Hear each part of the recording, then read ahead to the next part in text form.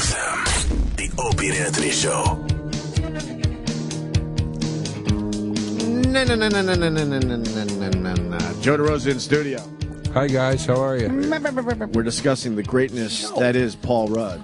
Well, and how amazing he is in every movie because he's everything he does. He's talented, Magical. he's funny, he's good looking, plays different characters very well.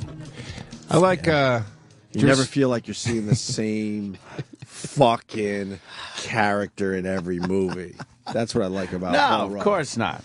Some of these guys, they're in 10 movies. Jesus. And they play the same fucking guy in the 10 movies, but not Paul Rudd. He's not one of those guys. What's wrong with you? I like Paul Rudd. I think he's good at what he does, but he does do the same thing a lot. No, I'm saying he doesn't. Did you ever see The Shape of Things? That's a good movie that he's in. Yeah. Never seen that one. It's the guy that did. Man, I really just nerd up a conversation immediately. Sorry. Yeah, I've never even heard of this movie, man. I never heard of that one. Never even heard of it. It's that guy that did. Did you ever see that movie, Your Friends and Neighbors? That Ben Stiller movie. It's really about where the three couples and it's really dark. It's Aaron Eckhart. Did you just bring up Ben Stiller? Ben Stiller, but it's not. Now you got problems shit. with Anthony. But it's not a. You got problems Hold on a with second. Anthony. Hold on. I didn't say I was the president of the fan club. I was fucking telling you he was in this movie. Ben Stiller, we have decided, is way overrated. Someone has to say it. I like him in a couple of his movies, but like as a person, whenever I've seen him on an interview or spontaneous or met him, he's just a fucking grouchy, unfunny piece of shit. Paul Rudd knows how to play a different character in every movie, okay? So let's go with Ben Stiller. And I want a list right now. Is he rock around? Mm-hmm. Sam, I want a list of all the movies Ben Stiller was in, and the people can help us out there, where he played the exact same fucking character. Okay. All right? All right. Meet the Parents. That's the character we're looking for. Okay, we're doing the Meet the Parents character. Where, He a lot of weird shit happens to me. Right. Oh, God, I get myself in situations. Along came Polly. Well, then I would say Along Came Polly is Meet the Parents. the whole Same night character. the whole night at the museum franchise. Same is character. the same character. Right. Well, that's how a franchise works, Sam. It's the same character Meaning in each it's movie. the same character. Boy, I she's know, I beautiful know and we're what you going meant. out, but she's got these weird problems I got to now deal with. But then he's got his other character. He's got his other character, which is mustache. Tony Perkins. Mustache asshole character. Right. where he's- Obnoxious asshole character. Yeah. But not He as does much as the other He's one. got two characters. Tower Heist. What? Tower Heist. Actually, yeah, he didn't play that guy in Tower Heist. Let's go with the That's one of the let's things go I with the liked. original bit, and then we can certainly expand. So you got Meet the Parents. He you was got, he was the awkward guy in Tower Heist. He's not awkward in it. You don't think so? no. No, he orchestrates the whole heist. But it's a comedy of errors. Yeah, but it's. I'd like to throw this coffee on you. Look what it is. Look, Tropic. Tropic Thunder. He was really good in Tropic Thunder because he didn't play that dopey Right. fucking Heartbreak Kid. shit's happening to me. Heartbreak Kid, he's Heartbreak awkward in Kid. it. Thank you. That What was the movie one was with Jennifer terrible. Aniston where it was pretty much Heartbreak Kid? That was Along Came Polly. Royal Tenenbaums, too. I love Along Came Polly, though. It's one of my favorite movies. Royal Tenenbaums. It really is. That's about a fucking shitty movie. Oh, my God. What a bore fest. Royal Tenenbaums? Bore fest. That's all right, that movie. Yuck. Why do you think Along Came Polly is one of your... Dude, Philip Seymour Best Hoffman movies. is off the charts in that movie, first of all. He's great in everything he does. He's one of those actors, even in a bad movie, you're okay because you're going to get to see a great performance. I like romantic comedies. Philip Seymour Hoffman's hilarious in it. Oh, God. What the Really? fuck? Are you surprised at this point? Fan of the rom-com. Are you? At this point. They don't hurt anybody, rom-coms, but I don't go search them out. I don't search them out, but Give I me enjoy 5 them. rom-coms you liked. Well, it's Christmas time, so Love Actually is at the top of the list this year. Oh, look out. I love Along Came Polly. Okay. I love Annie Hall. That's a romantic comedy.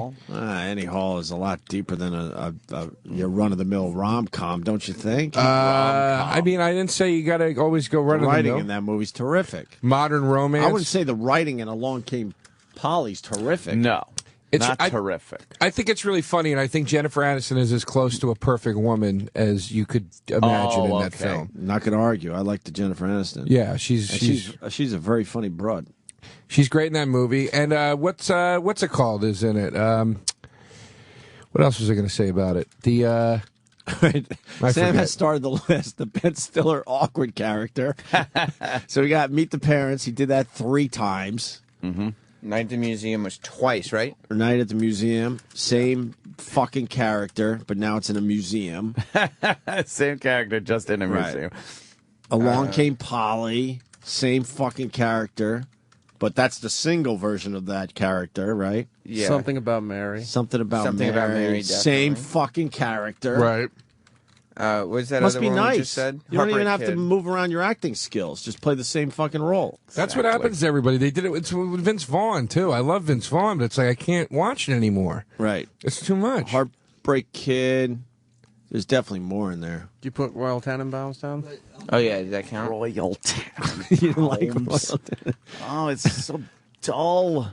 Are you not a Wes Anderson man? No. You're not cool enough to understand. I that know, movie. I'm not. You know it. I like Tannenbaums. He lost me at Steve Zuzu.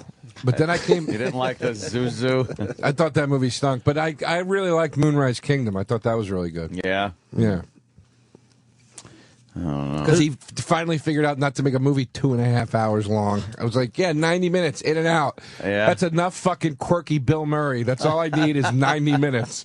90 minutes of quirky Bill Murray is about the limit. Yeah. Yeah. He used to be goofy Bill Murray in great comedies, and now we get the quirky guy. Thanks, Bill. Yeah. Thanks for that. We really I'm appreciate it. Furious that they made that movie where he plays Roosevelt. I'm like, you can't. Right. Fucking Bill Murray. I know who that is. Yeah, don't takes you out of it a little bit. It does, right?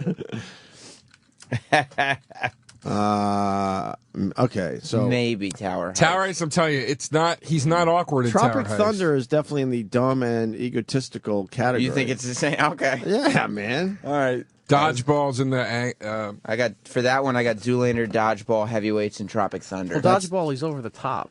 It's the same exact character as Heavyweights and Zoolander. Right, that's what we're saying. Over the top, dumb. And or- Anchorman, he's in that category, too. All right. Is he the He's the head of the Spanish station. He's the anchor. Oh, right. he's yeah. the Dodgeball character again? Yeah, yeah, pretty much. Yeah, see? There All you go. right, He so plays we are- 2 fucking guys. We're stuck with the 2 categories now. That's it. In Madagascar, he's one of the voices, but he's awkward. Okay, that counts. Fucking Rock He's rules. awkward. He's even awkward as a cartoon character? Yeah, his character is As very an animation? insecure. How many God, of course. How many Madagascars have there been? 3. Oh, 4. 3 in a Christmas series. 4. Holy shit. Ben Stiller did one great movie, according to JD in New York City, who I like. He says he played a heroin-addicted writer based on a true story in Permanent Midnight. Great flick. He's I never great saw in it. that. Never saw it. He's great in that, man. He plays a real fucking scumbag in it. Yeah. All right. That's the thing with all these guys. They're all capable of playing other stuff. It's just that's what the business does. They scare the shit out of you. You start making tons of movies for security, and that's it. And then you play the same character in All a that fucking bunch of different movies. Yeah, Strike While the Iron's Hot, like all that fucking nonsense. Unfortunately, I missed Envy, but based on the poster and the fact that he co-starred with Jack Black, he's probably the weird, awkward one. Yeah, let's just put it. Okay. Let's just assume. Let's just assume on that one. Oh, Jack Black is terrific, though. You like Jack Black? Oh, he's amazing. Oh. Absolutely amazing in everything he does. It's not too over the top. Not too You like crazy. that. Sometimes Yeah. understated. Yes, just enough. Just enough craziness. The subtlety. Yuck. You're on a tear today. What? No, I'm just sick of that shit. What? Who else don't you like? Make a list. Oh, my God. Yeah, seriously. How many hours do you have? No, I want to know who else don't you like? Jack Well, let's Black. see Jack Black. There's Kung Fu Panda. Right. Not too over the top in that movie. No. It's not yelling. Yeah. He doesn't have same crazy eyes. He's same fucking guy. Oh, voice in the Black. video game Brutal Legend. The He rock and basically- roll video game. Oh, was that when he showed up at like a Hollywood function as the character or something? We made fun of that. Yep. Yeah. He basically plays the Tenacious D guy in that movie. Tenacious D is another one. Tropic Thunder, it's kind of the same thing.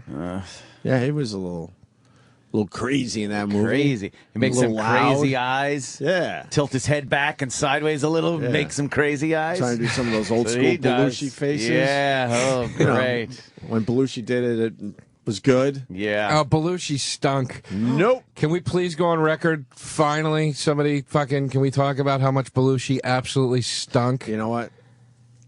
I'm going to drastically change my opinion right on the spot. I think you might be right. Oh, It's- shit. I he think you might stunk. be right. Animal House. He didn't talk. He was barely in Animal House, by the way. He did some physical fucking comedy for everybody. That wasn't his movie. He is so little. He's at such a small part in Animal House. That's like when you go into Walmart and you see that like De Niro 3-pack, and they fucking dug up 3 movies De Niro did in 1967. You're like, what the fuck is this? That's what Animal House is like for Belushi. He stinks.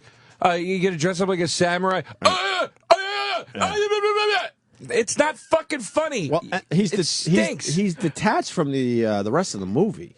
Almost like they brought him in to do a They fool did. around a little bit. That's what right. they did. That's exactly what they did. Yeah, right? he had nothing He's to do pretty with much the detached. storyline. No. He was a peripheral character. Yeah, he doesn't carry that movie.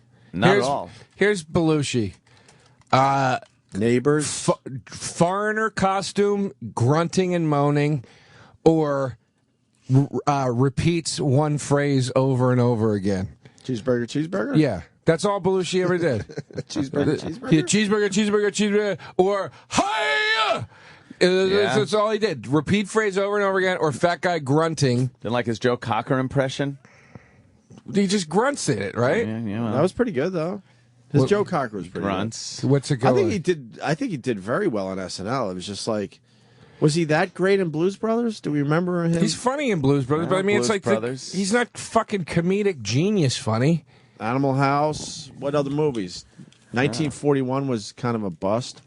Yeah. Continental Divide Continental Divide. and Neighbors. That's it. Well, he never really had a chance now, did he? No. Here's what it is. It was 1976, 5, 7, whatever it was, right? Everybody's doing blow. He's in the right fucking circle. So all these famous people start going, what a fucking guy. This guy's a riot. He probably was a riot to fucking do blow with and watch him fucking piss in a bush and puke on himself and whatever else. It sounds like a fucking ball. Yeah, it's hilarious. And then everybody goes, we love this guy, so now he's going to be a genius. Do you know what I mean? That's how that works with a lot of these guys. Because he dropped dead, yeah. He might have been a little overrated. I think Yeah. John Candy and Chris Farley blew him away. Like no contest. Those two blew him away. Chris Farley is like hilariously fucking funny. Yeah, He I'll made a give lot you of that. shitty movies, but he's fucking I'll give you hilariously that. funny. But I mean, Belushi had a good run on SNL. That's for sure. Did you ever watch those old SNLs? No. They're dog shit. They bomb, dude. They bomb. They just it's Kind of scared to talk badly about Belushi. I'll be honest with you.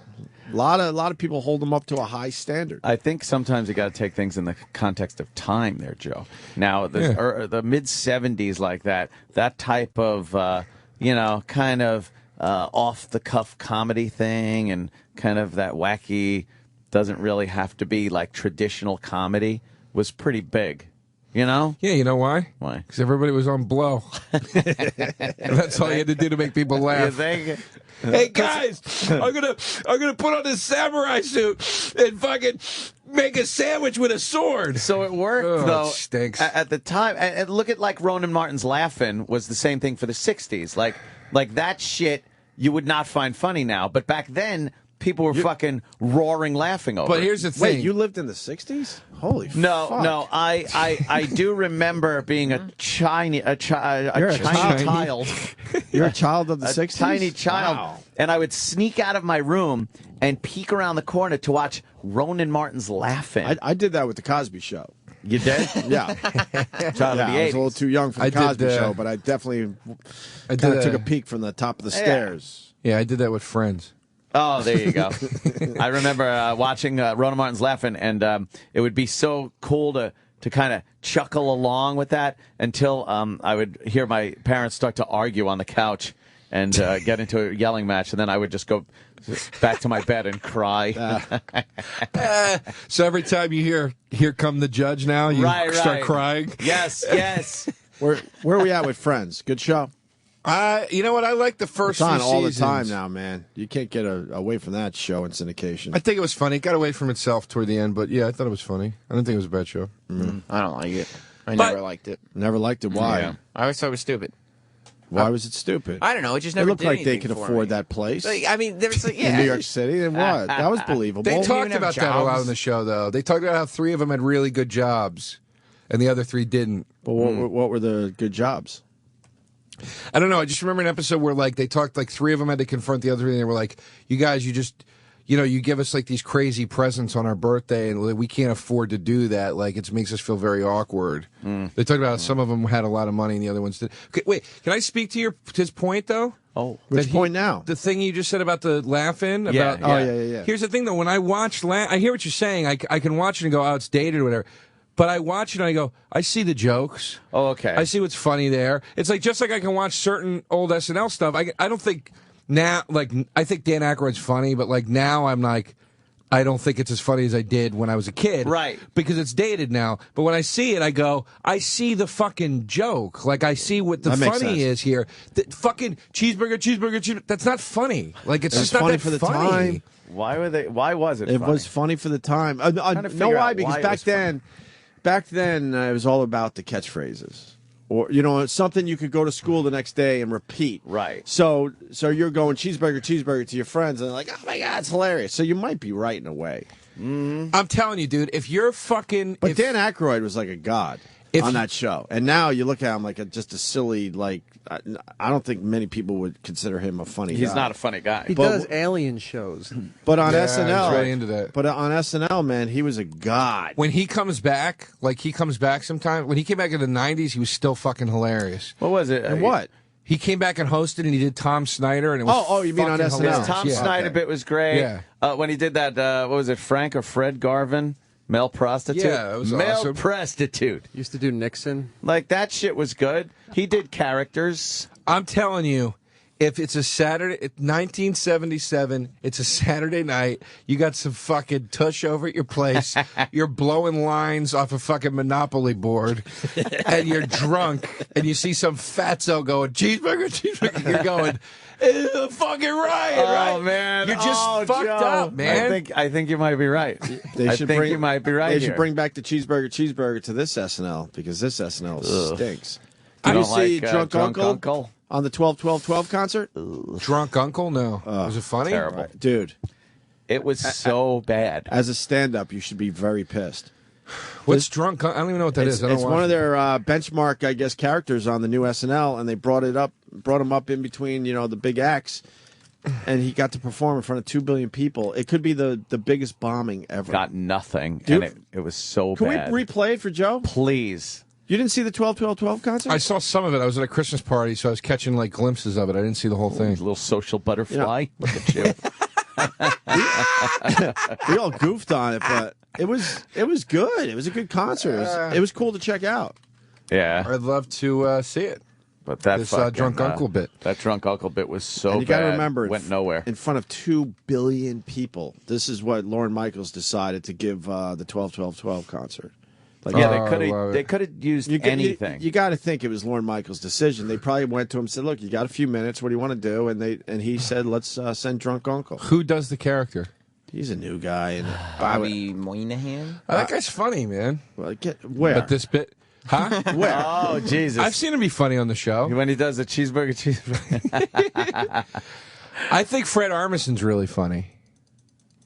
Yeah, The Portlandia guy. yeah. I wouldn't yeah. argue that point. He's really Yeah, funny. Yeah, But, definitely. A lot of people saying old SNL is unwatchable. Dude, it's terrible. That Wow. show, here's the thing, that show has never been home run funny.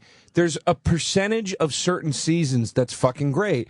But when you watch, even when people talk about the Dana Carvey years, that's the best cast probably. You talk about that, you go back and you watch the full episodes, there is significant amounts of bombing. Of They're nothing. churning out a 90-minute show in 4 days. It's All right. With that said, yeah. who had the best average in SNL history. I think that there was like a 2-year period during that Dana Carvey thing. So Dana Carvey?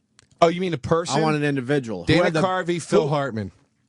Yeah, Will Phil Ferrell. Hartman. Will Ferrell. Oh, yeah, Will Ferrell on that yeah. list. When they first got Will Ferrell and Sherry O'Terry and all them, that was a pretty good goddamn cast. Yeah. Yeah. But yeah, I mean, those seasons, dude, they rerun those all the time. Yeah. You watch them; they're a lot of shit in there. It's terrible. Yeah. Except for when Will Ferrell comes out, like with the beard on, going, I want to have sex with you inside a zebra. Oh, caveman.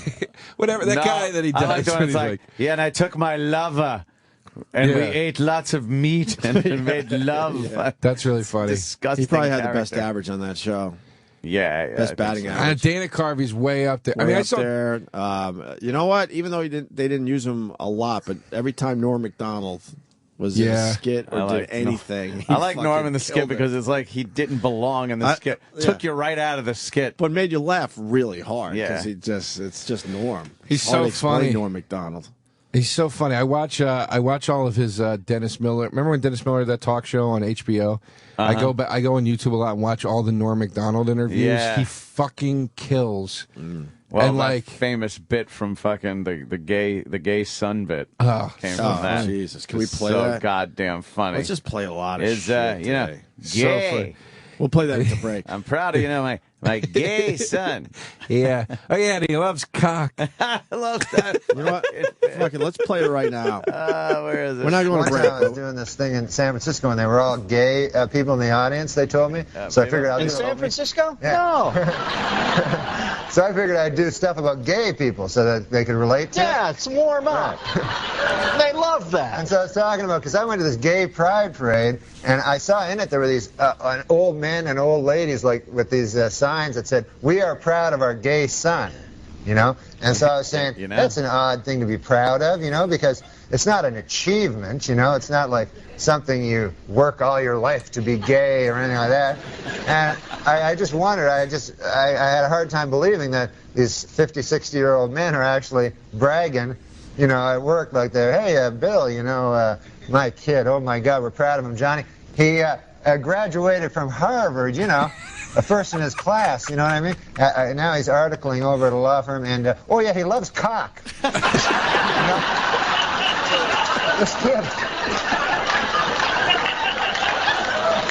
he can't get enough cock in his mouth, his ass, this kid's always cock. I got a picture of the boy here sucking another man's cock. I want to show it to him. He's gonna be proud. To watch the maturation of you as an artist, to realize it took you 9.5 minutes to get around to the sucking cock stuff. fucking brilliant. It's beautiful to see you comfortable in your own skin, Normie. All right. That is so fucking. Shut up, Dennis What Miller. a great setup. God, I hated him. Dennis. Not into the Dennis Miller. Jeez. Hey, I like him. He makes me laugh. Normie. No, when he toned down all that other shit, yes, he is a funny guy, but he tried too hard with all those big words. Well, you know, the guy's acting like Pericles on a trapeze in a is he? Pacific. Okay, What? Chico. Chico, right? Chico. God. But he does bring up a good point about Norm Macdonald being comfortable in his skin because he's long-winded, but it's funny. Like no one else could pull that off. Oh man. Like it almost feels like there's no direction to his story, Yeah, but there there's a absolutely payoff. is, and he knows exactly where he's going. But Yeah. that ride is a little swervy. Yeah, I know. I love it. I loved all the. It's very unique. But his cadence and just the way he's talking, it's fucking great. I love it. I can listen to Norm all day. People saying Eddie Murphy had a great batting average. Oh shit! Yeah, actually. Oh, Murphy. Was All right, Jesus. he's number one. He's got to be Gotta number be. one. Did he ever have a bad skit? Is the question. Here's the thing: Murphy was But he on. wasn't around as long as like a Phil Hartman. Phil Hartman put in some years. Will Ferrell put in some years. Well, Murphy was on for two seasons. But here's the thing: he was on during the 2 worst-rated seasons That's ever. true, yeah. But he was was, the right? fucking standout. He saved that fucking show, man. He's on during the 2 years after Lorne Michaels left in the 80s. When Yeah. they used to do those seasons were so bad. They used to do sketches about how bad the season was. Oh wow! They would Wow, like, you really know your shit.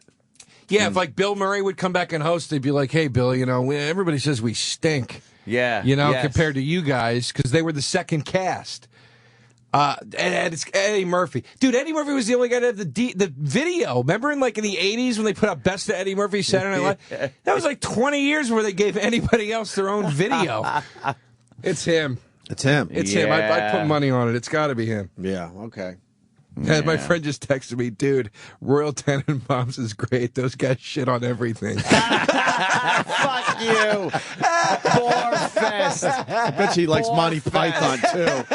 Ask your friend if he likes Monty Python. That Royal Tenenbaums. I made believe I liked Monty Python in high school because I thought that would be, that was the cool thing. Can we please? Because you felt like you were in a club, like, yeah, man, you get it. Yeah. I get it. I so get this Monty Python. Monty Python can suck the dead parrot out of my dick. That fucking show stunk. I made believe that. I was hanging with some of the more quirkier, fucking, I don't know, kids, and they were into Monty Python. So I'm like, yeah, fuck, this show's That great. show stinks. The fucking jocks just don't get it. I used to watch that.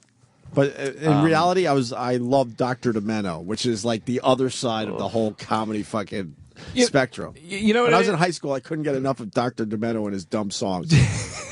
And I had to make believe I liked Monty Python. How bad is that? I can't go with you down that road. But I'll follow you down With Dr. Demento? Yeah, No, for the time, like Ant was talking, though, for the time, it was like when you had a Dr. Demento tape with, the new songs that this guy found. I don't know. I liked it. Ugh. Hello, mother. Hello, father. God, all that I get shit. douche chills thinking That about was it. douchey. But I mean, He did the monster mash. but I did move past all that. I'm talking when I was like 16, 17, 18 years old, tops. I just picture you showed up at a party. I got a great party tape, gang. Hey, Well, no, Dr. I mean- Demento. There was a guy that got the tapes, and I was on the basketball team, and when we would travel to our games, we would crank up Dr. Demento on a boombox To get hype for the game? I don't know. It was just one of the things that happened on the bus. That's all. Which one is this? Your favorite. Rapping Duke. Oh, no, the rapping dude.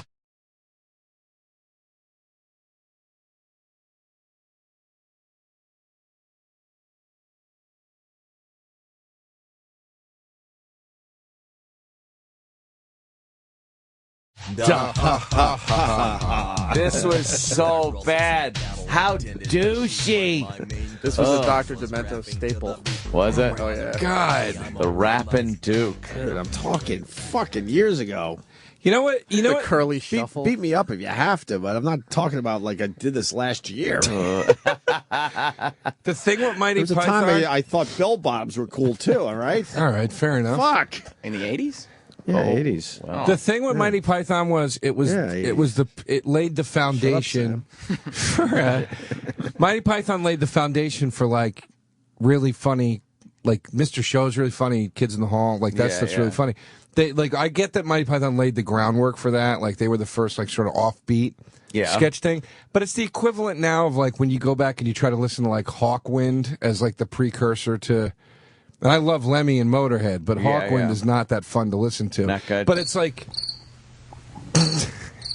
I don't know what that is. you know what Hawkwind I is? swear to God, no. It's Lemmy. Not many people, unless you're a Motorhead fan or Lemmy fan, really know that. I never really. I don't think so. I don't think a lot of Really? people know that. Yeah, I thought never- everybody knew Hawkwind. I never searched out Motorhead. When I hear Motorhead, I like it, but I don't really know much. And Lemmy's a character. We've had him on the show. We love him, but He's I just awesome. don't know much about the band. He's awesome, but Hawkwind, I feel, did not showcase him. Well, it doesn't matter. I'm talking more about it now. Now you really know music, though. You go deep with your music. I was just, you know what? I thought you guys were going to know Hawkwind I and swear think to that God, that was a great analogy, and I now never it even- fucking just fell in its man. face. No, because I never even heard the name of. I never even heard the name of that band before. No. It was the band he was in before Motorhead. But the point is they were like this space rocky band from the 60s, and you could trace a lot back and go, well, that kind of laid the groundwork for these other groups in the 70s. Right. But my point is like sometimes you go back and you look at the groundwork or the foundation, you go, it's just not that fun to listen to. Yeah. You know what I mean? Or get into. That's how Mighty Python is. Like I get what they were doing and I appreciate it, but it's not that funny to me. You didn't like the Ministry of the Silly Walks? Oh God. Dead Parrot? What was that? Dead Yeah, Parrot? all I remember Dead is Parrot was fun. I'd like to have an argument. And then he pays the guy and he starts arguing with him and he goes, time's up. And then he tries to argue with him some more, but he doesn't pay him, so he doesn't argue with him. So he has to take some more and then money he out of pays his him and he goes, all right, argument. He goes, no, I'm not going to argue with you. Look, this is funny. Go back. He was arguing on his spare time. Right. Time, please. Nice, I have. He has a silly walk. Yeah. I thought it was creepy how they went from video to film. When That they is went outside, weird. it was film. So he's walking across the street, silly. Is this great? This actually isn't bad. This isn't bad for a comedy piece. It's like physical comedy. Yes. And John Cleese is big and lanky. Well, What's the hook of this, though? The hook is that there's an actual he's ministry. walking to the Ministry of Silly Walks. Right. So you don't know that yet. You're just like, what is he doing? Oh, it's a twist. See? Ministry of Silly Walks. See, the Ministry of Silly Walks. And he goes in there and everybody walks silly. John Cleese. Walking down the hall now. All silly and shit. And then he passes other guys walking silly and shit. Oh, because it's a ministry. Right, of silly So there's walks. a bunch of silly walkers. Yeah. Okay. Yes. I get it. Okay. Morning. You don't want any more of this? I get it. Okay. He gets all annoyed. Well, as a comedian, is that funny, though? I do not find that funny. You don't like physical comedy? No, and I think I'm the only person on earth that says, you know what? I think the guys in Mighty Python are funnier after they broke up. Like I like when I see John Cleese and Eric Idle and stuff, but I don't like Mighty Python. Did you like Faulty Towers? No, I never thought. No? I thought Blackadder was funny. Yeah. Yeah. The Rowan Atkinson I thing. kind of liked that Faulty Towers growing up. Well, weren't the Monty Python movies funny? Oh, Yeah. she's a mess. Is she today? Holy fuck. Who is that? Nicole. She looks hot. Who is that? She's very hot, but she's got issues, man. What do you mean? How's the marriage going with her, Sam? She's in a better place now than the last time we Why? talked to her. What happened? They tend to have huge blow-ups and then act like nothing's happening. Really? Afterwards. No, we're talking about Nicole. Oh. See what Was I waiting did for there? Waiting for somebody to pick it up. Who is she? She hosts the does morning Morning mashup. Mashup. Morning mashup down the She's hall. pretty, man. Pop music shit. You got a little, You'd probably be able to get her if you have a little. you know. Do you? Yeah, least subtle gestures. The What are Ministry you of talking not about? subtle gestures. Yes. You just need a little bit A of. little, you know. Just Hey, a little. do you got any? We didn't say that. Know what I We're mean? saying a little, you know, not that. You got any? No, we didn't say that. We just said a little, you know. You know, a A little. little. Fuck. Well, Shit. Yeah. you know, fucking Mighty Python. Who else stinks that used Do to you want win? to see the Drunken Yeah, Uncle? yeah, that's where we're Oh, getting right. back to. So as a stand-up comic, that you like doing your own characters and stuff. You're filming stuff all the time, Joe. So you're in this wheelhouse. This guy's on SNL, and now he's in front of 2 billion people with this character. Okay. You should be deeply depressed after you see this. Just shows you it's all bullshit. Joining me now is the perfect symbol of the holiday family experience. Please help me in welcoming Drunk Uncle. I haven't got an intro to the I guy. saw 3 drinks come sailing into my mouth and I spilled on my shirt. Merry Christmas, everyone! All right, give it up for Drunk Uncle, everybody. Well, he's got to keep reiterating. I like how nobody's cheering because they don't know what this is. No one. Oh, That's you funny. mean when I get to spend all my money on crap that nobody wants? Hooray for me! Ugh. I mean, what happened, man? Kids used to dress up for Christmas, Seth. You know, before we opened prisons, we had to put on tuxedos and a cape. We had to do it. Nowadays, you can't even say Merry Christmas anymore. You know, you got to say, hey, baby Jesus, are you on Foursquare?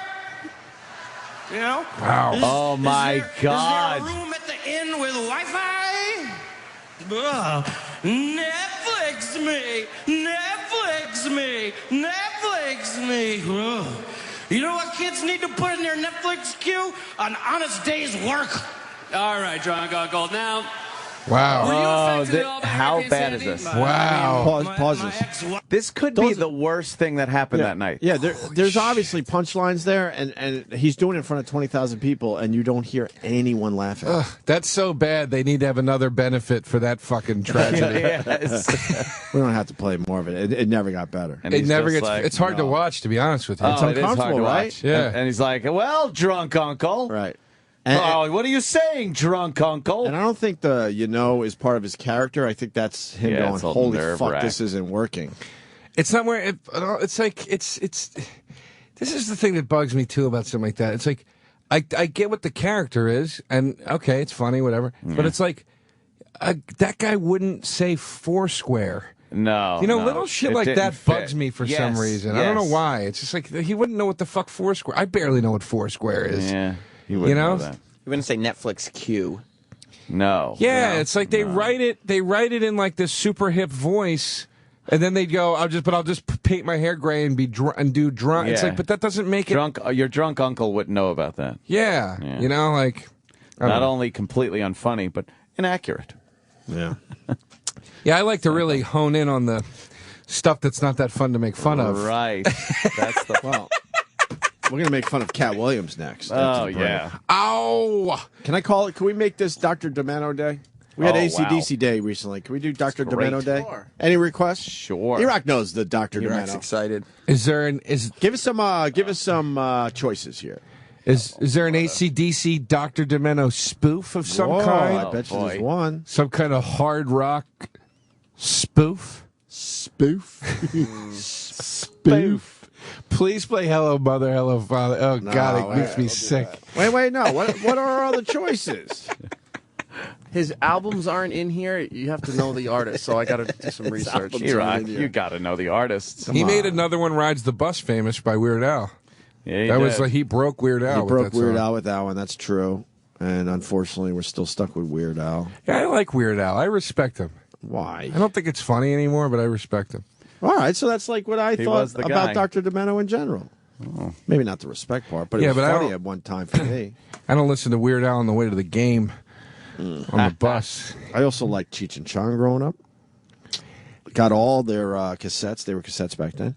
Yeah. And I and I liked George Carlin right off the bat. Loved Carlin. So it's, George Carlin and Dr. Demento in the same house. That's kind of stupid, obviously. Can we talk Cheech and Chong for a minute? Yes. But are they funny? That's another thing. I never got it. No. It's that weed humor. That was big. You know in, what, like, though? The 80s. I don't know if they're funny anymore.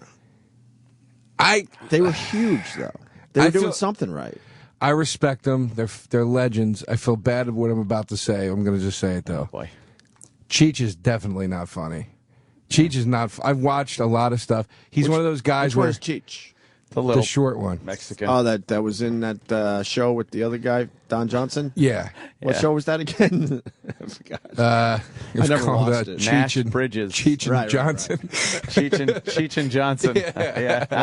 Yeah. He. And then Chong is like, hey, Chong's the funny one he wasn't funny on our show. because he's fucking 80. He's 80 and a pothead. Fucking, he got to be the slowest man on earth. Yeah. They were great to us, actually. We had a lot of fun. They both came in. So are they funny? Like, is it They were, they're legends. So, right? it was just fun to talk to them. I don't remember anything. I'm trying that to think stood back out. at the movies like they made with the pot. Up in Smoke and all? Fucking Up Up in in Smoke. Smoke's pretty funny. Yeah, I think Smoke so. was kind of funny, man. I think so. But then that's it. Still smoking? Yeah. Oh, The no. Corsican brothers? No. No. Cheech and Chong's second movie, or whatever the fuck that one was called. No. All right, if it's Dr. Demento Day, Kevin came up with one, and I want to play this one, if it's okay with you guys. Kevin from Connecticut says fish heads. Let's do fish heads. Oh, if we're doing Dr. that's Demento. terrible. Why did people like this?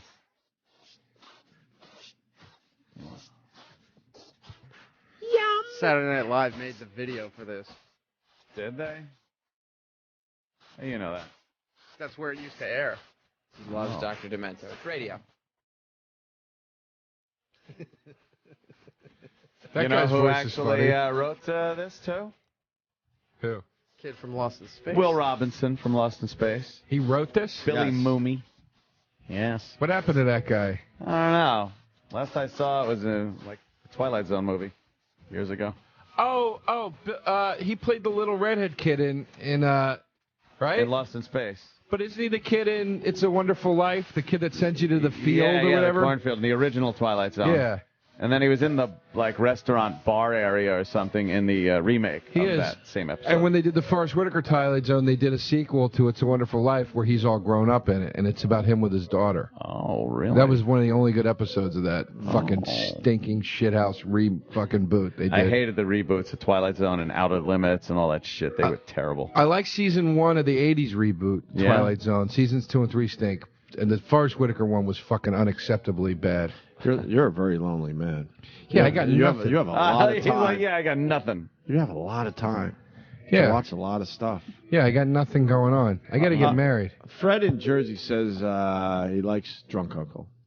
Yeah, I wanted to defend Drunk Uncle. Like, it wasn't funny at the benefit, but on Weekend Update every week, it's actually a pretty funny character. He's drinking scotch, and I don't know, it's not bad. It's really, you should watch some of the in-studio stuff. Oh, really? I will try the in-studio stuff just to be fair, but should we? That was a huge fucking bomb the other night. There should never be comedy at an event like that. No. Fallon's thing fucking fell flat, too, when he goes, I got to tweet this. He really thought that was going to get a huge cheer. Yeah, but what was he going for there? I was a little confused. What do the you whole got? character is like nostalgia and like how the past was better, but he's hammered the whole time. I don't know. It's pretty funny. You should check out the in-studio stuff. I don't know. It's just it's also just like a sort of like half. First of all, we've all seen this character before. I'm not trying to shit on Bobby Moynihan. He's a funny guy, but like we've seen that character before. And Dana Carvey did it in the 90s. Remember Dana Carvey? We liked it when he did the old man thing. And I watched an interview recently with Dana Carvey where he actually said, he goes, my whole thing was old people they always act like it was like this back then and it sucked. He's but he goes, but my character was like, it was horrible when I was growing up, but I actually loved it. And that's kind of what the Drunk. It's just another variation of that. Yeah. It's like, all right. Well, let's see a little of. Oh my God, we're still talking about Drunk Uncle. Well, now in context of the show, Sam, is this good? No. All right. The caller was wrong. It is good. No, it's not. Hold on. Shut up. We're listening. Just watch the first. I just watched the first 15 seconds, and you tell me if I'm judging too harshly. Family members here with an election recap. Drunk Uncle. All right, that's a good topic. So. Big Uncle Sam hat on. I want my country back, country back, country back. I want my country back. Chili's, that's where I drink, and then I get drunk. That's kind of funny. No, not at all. No, it's not. I found no humor in that. Wait, I was getting mad. But also, you want to be mad. You're not even trying. You want to talk? Yeah. That's not funny. You want to talk about? Let's start. Well, hold on. Let's try another 15 seconds. Okay. Let's do this in 15 seconds. Okay. So Drunk Uncle, I assume you're not pleased with the outcome? You think? People don't even dress up for an election anymore, Seth. You know? Back when I was a kid, you couldn't vote unless you had suspenders, cane, monocle, top hat, fancy. Well, that must be one of the bits. One of the, he must always say. That's his van by the river. Yeah, they used to dress up. But nobody would ever talk like that. That's not an every week thing. He just reused it. Shut up. Jeez, who is this? Drunk Uncle? Are you Drunk Uncle? Oh, look, it's L. Michaels from NYC. But I mean, look, you want to talk about rehashing whatever. 2 years ago, they had that guy that did Drunk Girl at the Party that would come out a Weekend Update and go, right, excuse me. They this year, right now, they do the drunk girl that you don't want to get stuck talking to at a party. That's another character they do. It's the same fucking thing as this. And I want my country back. Fucking Mike Myers, come on, man. That's like Mike Myers did an Austin Powers 5 or 6 years ago. Yes, he was the guy that did the play 10 on years ago. Yeah, actually, Jesus Christ. The new girl who does the drunk girl at the party does a good job. I think This guy just loves SNL. Man, I love SNL. I'm not Does she do a good job casting director? All right, you know what? You want to play more of Drunk Uncle from Weekend Update? Pardo. Yeah. Want to give him one more shot? One more shot. I think he's just warming up. One more I shot. think it's a great character.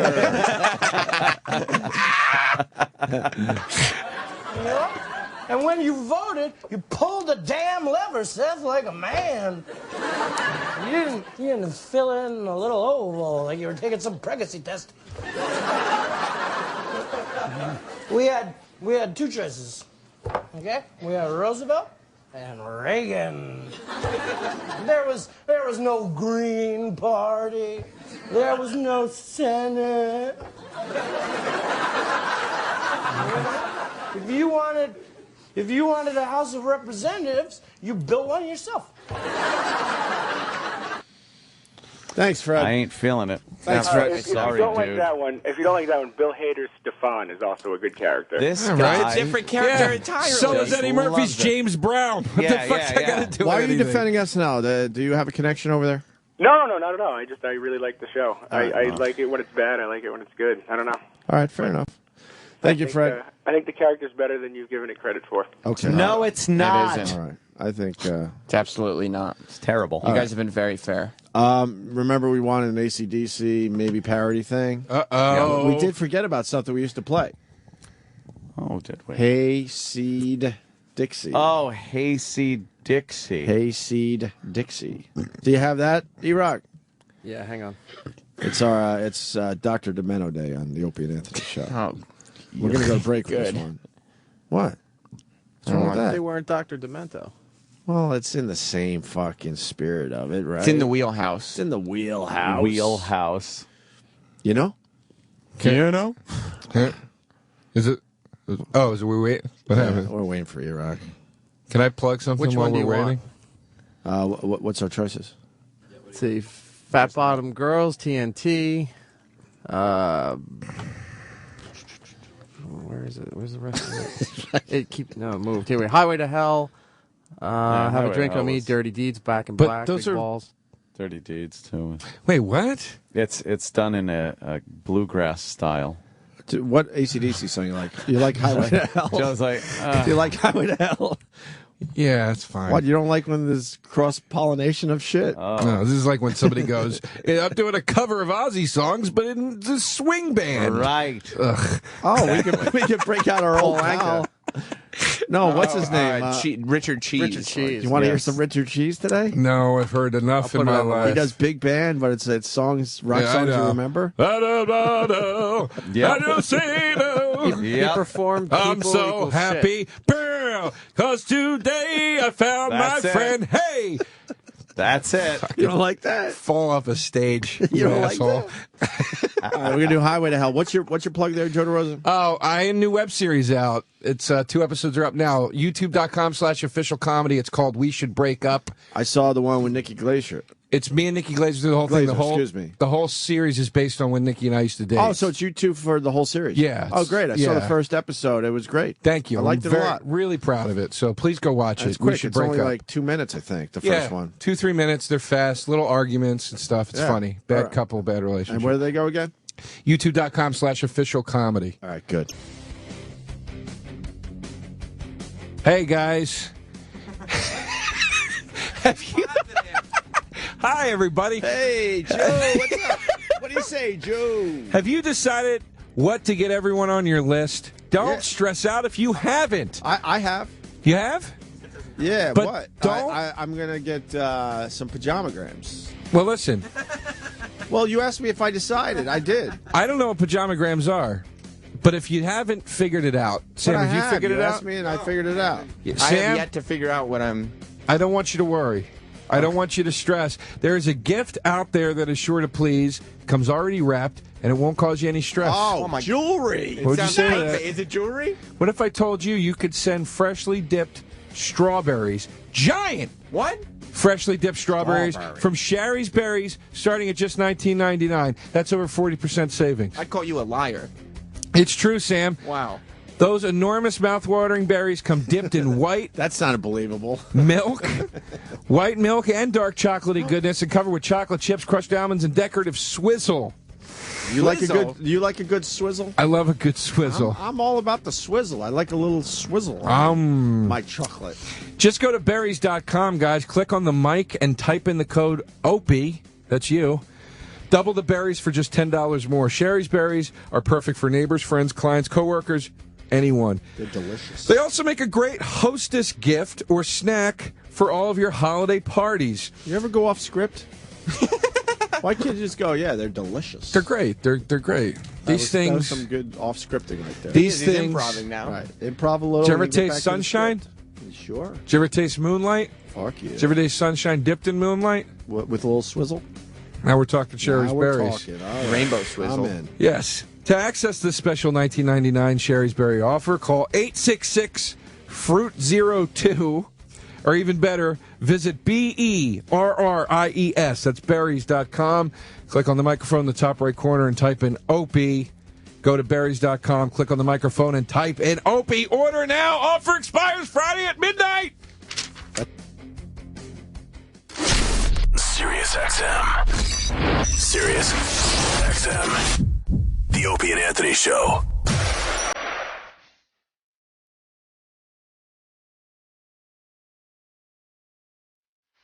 Oh, I hate Dr. Demento Day. You know, people would love when this came on. Oh, when I was a kid, man, holy shit did I love this Curly song. Shuffle's on the radio.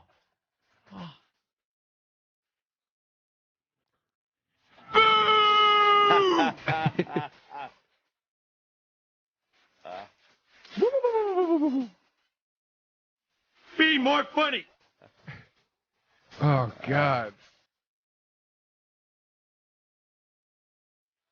You know what? Everyone loved this years ago. There was a video on MTV for it. Yes. It was huge. Yeah. Joe DeRosa in studio. All right, enough of that. Hey, Mo. Hey, Mo. Oh. Nyuk, nyuk, nyuk, nyuk, nyuk. Oh, Christ. Christ. Terrible. I like how Joe is breaking shit down today. You enjoying that? Yeah, like stuff we just thought was good and funny, and you started it. I'm liking it though. As soon as I came in, I really am liking this. Well, I'm enjoying myself today. It's good to see you guys. Yes. Yeah. Even though I'm going to be cutting out momentarily. That, you know. I know. I got to fucking... There's always a pooper at the party. I can't fucking... I might break it down with you today, some Joe. shit, yo. What do you want to break down? I might break it down today. What do you want to get into, man? Break it down. Somebody... When Aunt leaves, I'm turning these lights low. And we're going to talk about some shit. Ah, shit. I'm breaking it down with you today. I tweeted this morning at like 6 a.m. I go, I'm on my way to Opie and Anthony, and somebody wrote back, great, 4 hours of music talk. And I thought that was really funny. I kind of like the music talk with Joe DeRosa. You go a little too deep for my taste. As far as talking about it on the radio. Yeah, it's, look, a lonely man has time to delve and explore. And But what about other stuff we thought was funny and just isn't? And isn't? Yeah. We really hit all my big ones at last. Oh, okay. There were some albums growing up that was like the National Lampoon albums and those weird kind of there was some other like comedy groups would put together these albums and they weren't good. they were not Carlin. Good. Was National Lampoons ever funny, or did they just get lucky with those vacation movies? I think they put out a lot of shit. Their movies, they put out a lot of crap. The magazine though, like when you graduated from Mad Magazine to National was Mad Lampoon, Magazine funny? Mad Magazine as a kid. I think it is. Okay. I As still a think kid, it is. was the funniest fucking thing ever. Right. But then you kind of graduated to National Lampoon, and that shit used to have me in tears. I was laughing my fucking ass off. Mad is still. I used to. I was reading love Mad. I was reading a Mad that came out like a few months ago, and they had a Ben and Jerry spoof. It was called Ben and Jerry's Dingleberry. Where it said white marshmallows and chocolate ice cream. Wait, that magazine's fucking hilarious. That magazine's still around? Yeah, they still make it, but it's like quarterly now, man. Like it's really spaced out. Oh, that's too bad. What did they have in National Lampoons? Like what kind of stuff was? I never read it. It was just kind of. It was a lot of parody. It was kind of like The Onion a little bit, but they wrote like it was supposed to be a serious magazine for the most part, and just did a great job of spoofing and parodying everything. What? So it was like fake news stories and shit like that? To a point. Then they would have like kind of like stories of. They'd have like short stories too that you would read about. Like OC and Stiggs were a couple of characters, and it was almost like a National Lampoon Animal House-ish kind of thing. And there would be stories about what they would do and go out and fucking raise some havoc. Who are OC and Stiggs? Just two characters that were in there. But like, what kind of characters were they? Sort of Beavis and Butthead-ish. Okay. Yeah, there'd kind of be stories of what they would do. Okay, it was funny. All right, and there were like a lot of. Like maybe shit that you'd see in a technical magazine or Popular Mechanics, but it was totally didn't make sense and it was explained really funny. I thought it was a very funny magazine. Written All right. very well. They don't make it anymore, though, right? No, that shit's long gone. It's out. We gotta get into Katt Williams. Oh, Katt yeah. Williams. I'm with you, motherfuckers. Well, he's roll with me, motherfuckers. He's losing his mind. I guess he had an incident in Seattle, and he did. More's coming out about the incident, and he just fucking lost it. This is where he got arrested, right? A series of incidents in But Seattle. now there's other stuff coming out about the what happened or whatever? Well, more details, sure. Okay, great. Stand-up comic Katt Williams has had a controversial visit to Seattle the past few days, and tonight he's telling us his side of the story. Como 4 caught up with Williams as he was ejected from a South Lake Union hotel around 7 p.m. On Sunday, Williams was arrested after an altercation at a nearby restaurant. Police say he argued with customers and threatened the manager with a pool cue. Williams is accused of then throwing a lit cigarette into a family's car, which hit a woman in the face, throwing a rock at that car, and struggling with police officers. A group of fans claims Williams assaulted them after his performance Friday night. Tonight, Williams admitted to us he has had trouble with the law here in Seattle this weekend. He made a string of allegations against police and the media. Then he told us because of his bad weekend in Seattle, he's decided to end his stand-up career. For one bad week. I'm just going to go ahead and announce my retirement from stand-up. I'm kind of done. This is... You're not really I've already discussed it with my kids. I wasn't really going to do it on the Seattle street. I was going to go to Los Angeles and do it in the offices of ICM or Live Nation. Holy shit. But he just does it on the street. What's going on with him? That's like the third time he's retired, by the way. Oh, really? Is it? Yeah, he's retired before. So he pull this shit? Yeah. Yeah, he's just I just don't think he handled fame very well, man. What's his problem? He's one of those guys, though, man. I don't know the guy. I think he's fucking funny. I've never heard a good story about him. Oh. I've never heard one good story about you know what I mean? He's one of those people where you're just like, I think he's just fucking crazy. I think he's probably an egomaniac and he's fucking crazy. And then you throw those two things together in combination with fame, and you're done, man. Right. You're done. Volatile formula. Yeah. Yeah. I love That's the what string you call a perfect storm. I love the string of events he got himself into. And the newsman has to stay all newsy and shit still. Hit her in the face. I like Right. that one, too. Lit cigarette into the car, hit her in the face, and then he assaulted fans after his Friday show, and then blah, Yeah. blah, blah. And then I like how the guy goes, he punched an old lady on the elevator, and then he went on to Yeah, hold like when up he a 7-Eleven. Katt's here to admit that he's had a string of altercations with the law. What's he got to admit? We know he did. There's Right. nothing to Yeah, admit to. We heard the story that he threw a rock at these people's car. That's so funny, man. What the fuck do you? I want to know what made him snap. Yeah, I want to know. It might be being on the road. Sounds like the road is just a horrendous place to be for you guys. But what made him threaten customers? I don't know why the road is a horrendous place for you guys. That sounds exciting. It's got to be fucking Especially a if you're grind single. after a while, though. But if you're single going to a different city every weekend, what's so bad about that? It's I mean, it depends on how you're. You know what? Here's my thing. It's a little different now than it was for me a few years ago.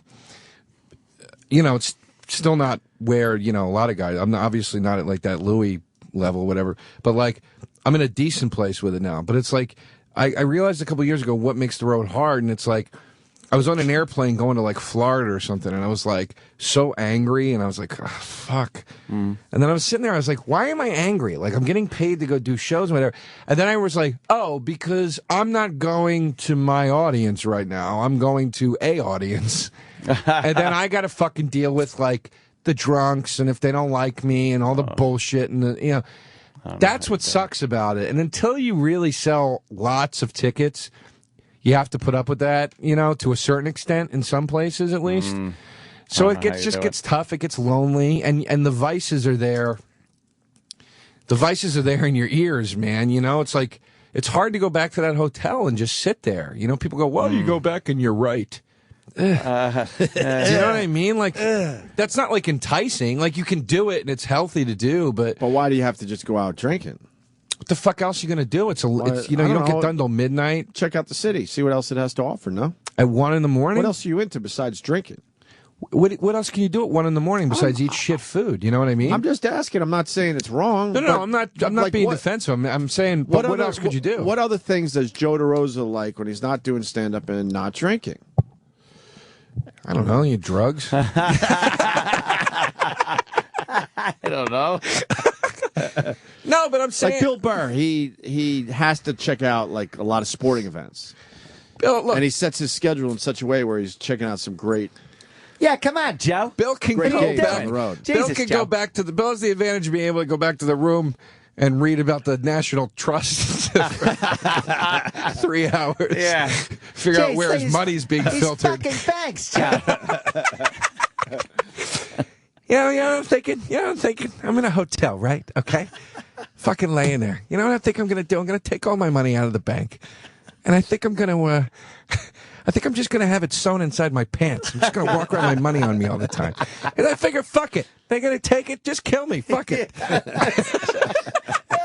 It does a little of that. I love it. It does a little of that. Guys, I'd love to hang out. What the fuck? Where you going?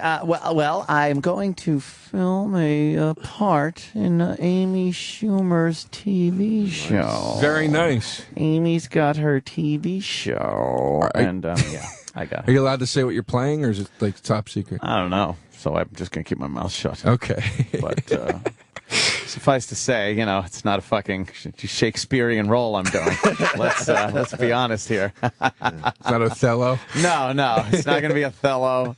It's not going to be a dramatic role. I don't think I'm going to get an Emmy for best dramatic role. Hey, you never know, Ant. You never know. Don't downplay it. Well, have fun. You break a leg out there, kid. Oh, thank you, sir. I'll have fun, and I'll tell Ms. Schumer. We all say hi. Yeah. All right, take Tell it her easy. hi. Have fun. Have a good weekend, all right. everybody. See you, buddy. All right. I'll call you. Anthony. Good to see you, pal. All right, Sam. Fine. So long. Yeah. The Big fat E-Rock. but Hey, should we turn down the lights so we can get into it, Joe? Let me get I love the it. TV Get lights comfortable, off. Joe. Get comfortable. We're going to turn off the TV lights. No TV today. I'm sorry. I love it. Let's get into it. But get here's the into this thing with shit. the road. Can I go back to what you were asking? Yeah. Oh, thank God. Yeah. Turn off the lights. Here's the thing, Ope. Daytime is one thing. yes. Nighttime is the problem. Why nighttime? Because you're saying, can't you go, like you said, Bill goes to sporting events, Well, right? obviously you should go and get your pussy and all that. But I'm just saying. But that gets dangerous. All right. Fair enough. So, but why can't you just walk around the city or the town and just check shit out? That's what I would do. That's why I'm jealous of you guys. But you could do that during the day. I'm saying at night. Aren't you just tired from after doing all the shows? Dude, though? you're wired. You get a little food. You're fucking wired. Have a beer or two. I get all that. I mean, here's the thing. All right. If you have, now you're married, having a wife to go home and call Right. from the room and you say hi to the kid or whatever it is, that you do. Oh, the lights are going down. I love it. It's never been like this in here before. We're going to get fucking talk today. I was thinking today, like on the way in, that I've never had a conversation with Joe DeRosa. So that's what we're doing today. Here we go. We're going to be different today. How intimate do we want this? Are the curtains shut so it's just you and Joe? Nah, because.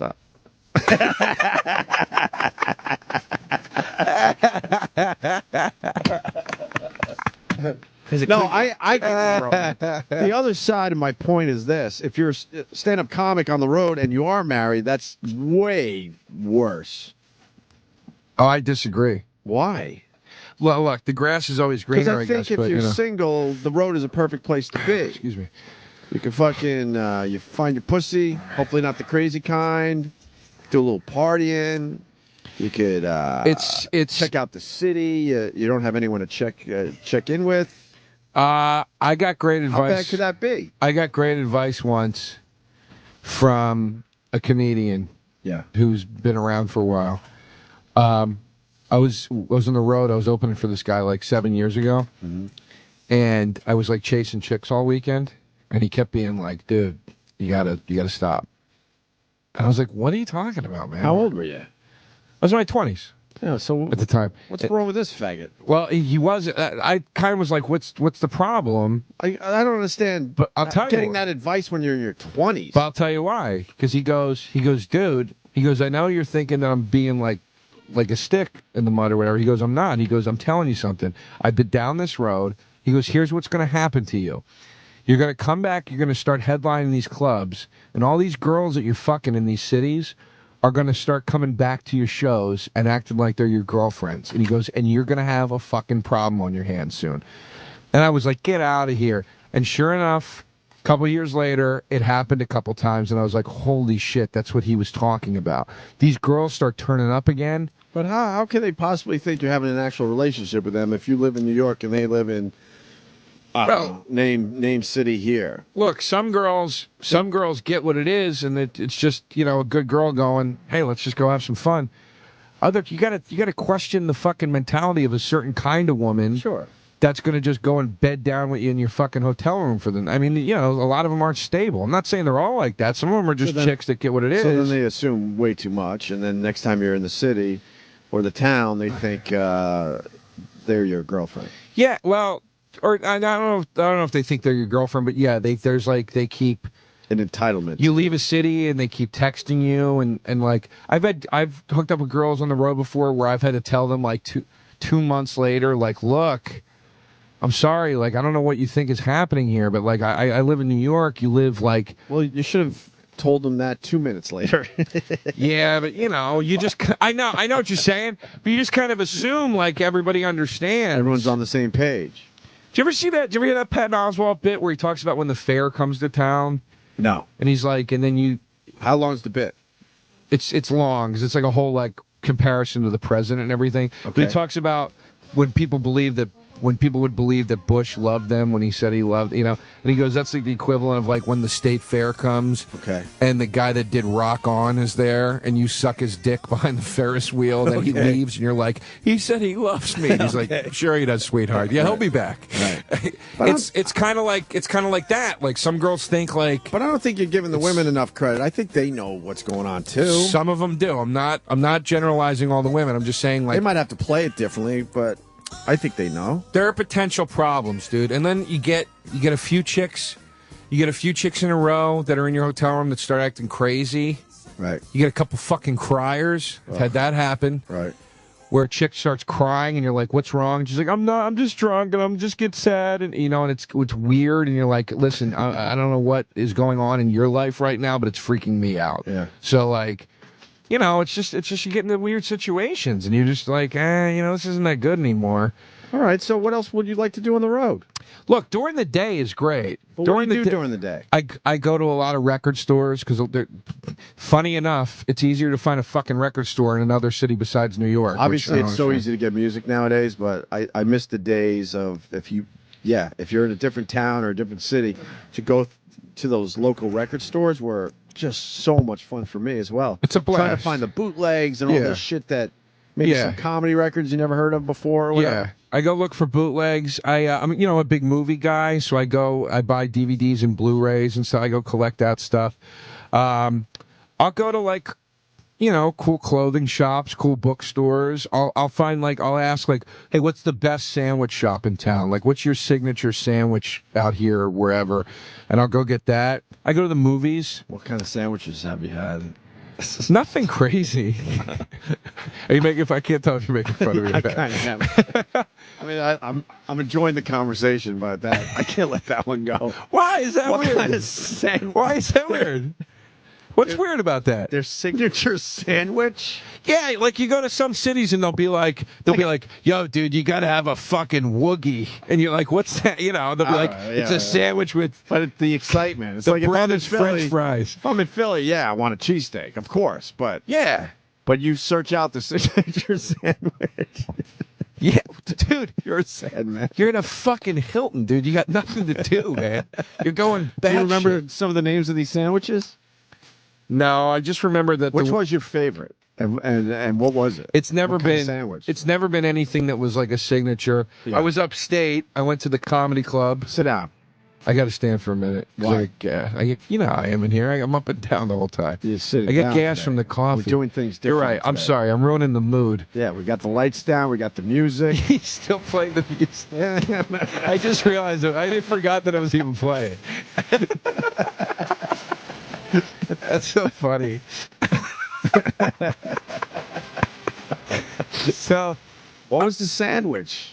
I You never- remember? And my- what town was it in? my favorite food was never one of the signature sandwiches. No. But Pittsburgh, they have sandwiches that they put French fries and coleslaw on. I forget what they're called. Fuck, that sounds good.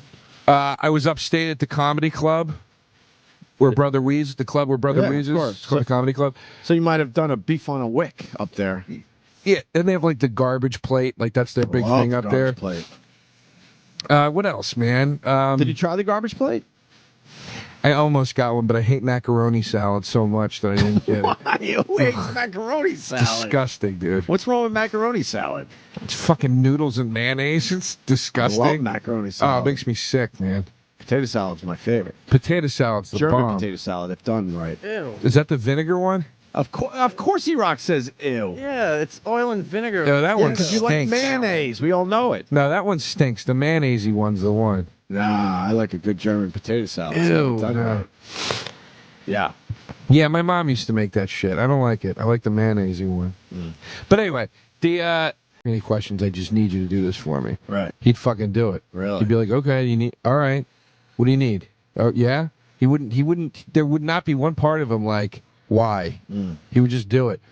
He never know? asked questions. He just knew you needed this thing. And No, he just trusts you that if, I would never take advantage of that, but it's like he trusts, he's like, it's my family and they need it. I love them. I'll do whatever I can. That's what was so was your mom the same way or much different? No, my mom's very giving as well, yeah. Oh, okay. But my mom's my mom's the alpha personality in the relationship. So me and my mom argue a lot. Same here. She's super alpha. Like, she'll be like, shut up. Right. You know? It's like hanging out with Keith Robinson sometimes. The problem with my mom, you could never confront her. She was, my entire life, she was never wrong. Not once. Not Yeah, my mom's kind of like one that. time. My mom's kind of Did like she that. admit she was wrong about Yeah. anything. And, some shit went down. But, so, you're adopted, Joe. Why is that a problem? It's not a problem. It's just that there's a lot that comes along with it. Like what? You got parents that love you as their biological own. Yeah, look, there's a lot. There are a lot worse situations I could be in, obviously, but like, What's your issues with it? There's an ambiguity when you have a question mark about your origin. It's weird. Like, after a while, it starts to kind of fuck with you. You're like, wait a minute, where do I come from? And what is my medical history? And all these things. And it just raises a lot of questions. And you really can't find out a lot of that stuff. I could go find my parents. Have you tried? Not yet. I think I might one day. I don't know if I'm going to do it or not. I think about it a lot, though. Now, you don't do that because you feel guilt with your parents? I didn't do it for years because I didn't care. I honestly didn't give a shit. But if you feel like, all right, if I start searching out my biological parents, my parents are going to be kind of bummed out? I don't... Look, my parents would support me 110% if I had to do it. I know they would. you know, there'd be a little part of me that felt bad about their insecurities that might come along with it. Right. But that, if I really was going to do it, that wouldn't stop me, and they wouldn't let that stop me either. They would support So what's me. holding you back? Sounds like everyone's... Dude, it's terrifying is what's holding me back. It's like, it's, you know, Well, we've I talked just don't know about if I'm ready to try to do that. We've talked about it on the regular show. You know, you might be missing out on being the son of a billionaire or something. Yeah, or, you know, look, I could... What's terrifying about it? Dude. Not being accepted by them?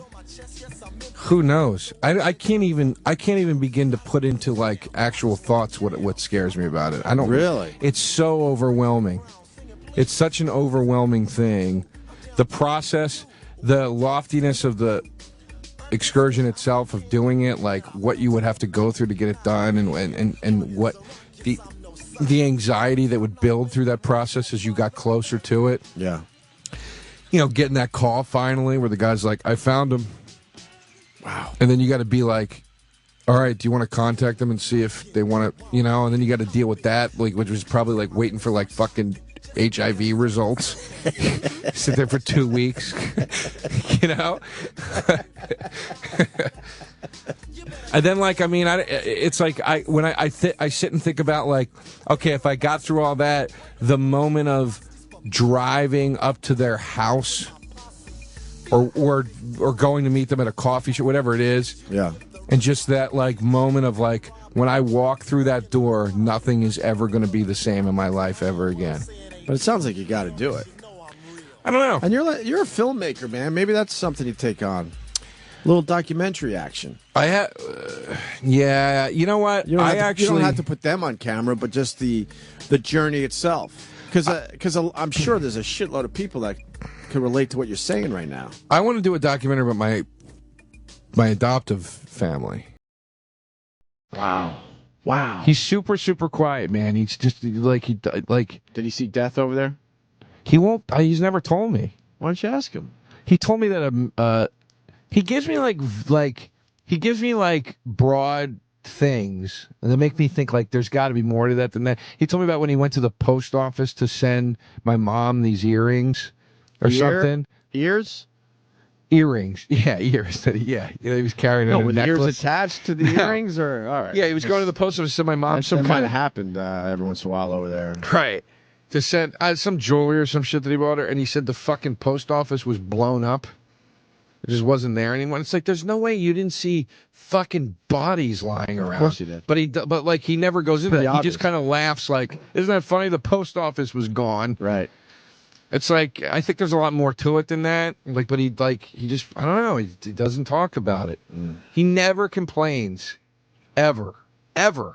Like it's crazy. It's not. I don't mean crazy, bad crazy. I'm just saying it's like so weird to me. That's why I hate these entitled fucks. I remember people where they didn't complain. Remember that? Ever. They just did their fucking job and lived their life. Who's entitled around here? Let's get into it. Oh, we have a million times, but no, it's about you today, Joe. I want to know about you too. I told you a good story. My dad lost a son. I should have another older brother. How old were you before you were born? No, it was the first marriage. What did he lose him to? The famous crib death. Jesus Christ, dude. That's why I stay out of that shit when it comes up on a show. I'm not going to be the one to say, not to do shit, but... Brutal, dude. That's so brutal, man. Supposedly it was like... But you know what? I don't know if it... For some reason, I think it might have been two kids at the same time or something weird. It's a little like not shady, but I'm not sure. Definitely one, maybe two. Driving down the wrong side of the fucking road, trying to get to the hospital, and got pulled over by a cop. Cop saw what the fuck was going on. He was driving and holding a kid at the same time, and the cop was like, "Holy shit!" But there was nothing they could do, and he never talked about this shit. He lost his fucking high school sweetheart and a kid. At least one. Like I said, I think it might be two, but I'm not sure. I got to check with my brothers. It's funny. I was talking about this with Giannis Pappas, he's comic. Really love him. Really funny dude. And Right. a fucking solid dude. Like solid old school. Like, let's have a beer and talk shit. Like, he's a great guy. Right. And but we were talking about this, like the difference between like the generation that our dads came from and the generation now, and it's like the whole thing, but everything is so me now. The whole thing then was you. It was like you did what you did for your family, right? And I was like, we were talking. I go, Giannis, I didn't realize till I was in like my late 20s that we were kind of poor when I was growing up. Like, we were like teetering, like we were like right around like lower middle class. Like, we did not have. I remember for like, dude, I'm not exaggerating. I'm like 6, 7 fucking years. My parents, they had ripped up the carpet in the hallway of our house, and it was just the plywood floor or whatever. Dude, it was plywood floor for like 7 years because they couldn't afford to put down like the linoleum or whatever they wanted to do on top of it. Right. It was just unfinished.